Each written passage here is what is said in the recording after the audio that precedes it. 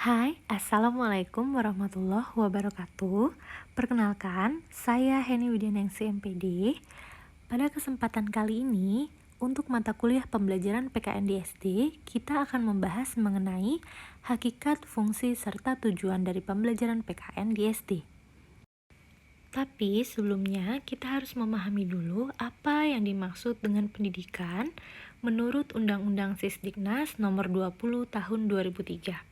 Menurut Undang-Undang Sisdiknas Nomor 20 Tahun 2003, pada bab 1 pasal 1, pendidikan adalah usaha sadar dan terencana untuk mewujudkan suasana belajar dan proses pembelajaran agar peserta didik secara aktif mengembangkan potensi dirinya untuk memiliki kekuatan spiritual keagamaan, pengendalian diri, kepribadian, kecerdasan, mulia, serta keterampilan yang diperlukan dirinya, masyarakat, bangsa, dan juga negara. Adapun fungsi pendidikan kewarganegaraan di sekolah dasar, yakni yang pertama, untuk membantu generasi muda memperoleh pemahaman cita-cita nasional dan juga tujuan negara. Yang kedua, dapat mengambil keputusan yang bertanggung jawab dalam menyelesaikan masalah pribadi, masyarakat, dan juga negara. Yang ketiga, dapat mengapresiasikan cita-cita nasional dan dapat membuat keputusan yang cerdas. Yang keempat,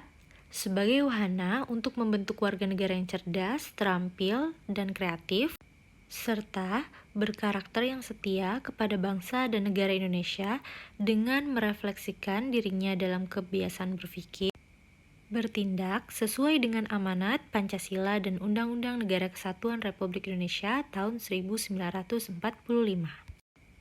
Selanjutnya, tujuan pembelajaran pendidikan kewarganegaraan menurut Depdiknas. Yang pertama, untuk berpikir kritis, rasional, dan kreatif dalam menanggapi isu kewarganegaraan. Yang kedua, berpartisipasi secara cerdas dan bertanggung jawab, serta bertindak secara sadar dalam kegiatan bermasyarakat, berbangsa, dan juga bernegara. Yang ketiga, berkembang secara positif dan demokratis untuk membentuk diri berdasarkan karakter-karakter masyarakat di Indonesia agar dapat hidup bersama dengan bangsa-bangsa lain. Yang keempat, berinteraksi dengan bangsa-bangsa lain dalam peraturan dunia secara langsung dengan memanfaatkan teknologi informasi dan juga komunikasi. Kita beralih ke materi selanjutnya mengenai ruang lingkup mata pelajaran pendidikan kewarganegaraan. Yang pertama, meliputi persatuan dan kesatuan bangsa. Yang kedua, norma, hukum, dan peraturan. Yang ketiga, hak asasi manusia. Yang keempat, kebutuhan warga negara yang meliputi gotong royong, kebebasan berorganisasi, mengeluarkan pendapat, menghargai keputusan bersama, dan juga persamaan kedudukan sebagai warga negara. Yang kelima, konstitusi negara. Yang keenam, kekuasaan dan politik.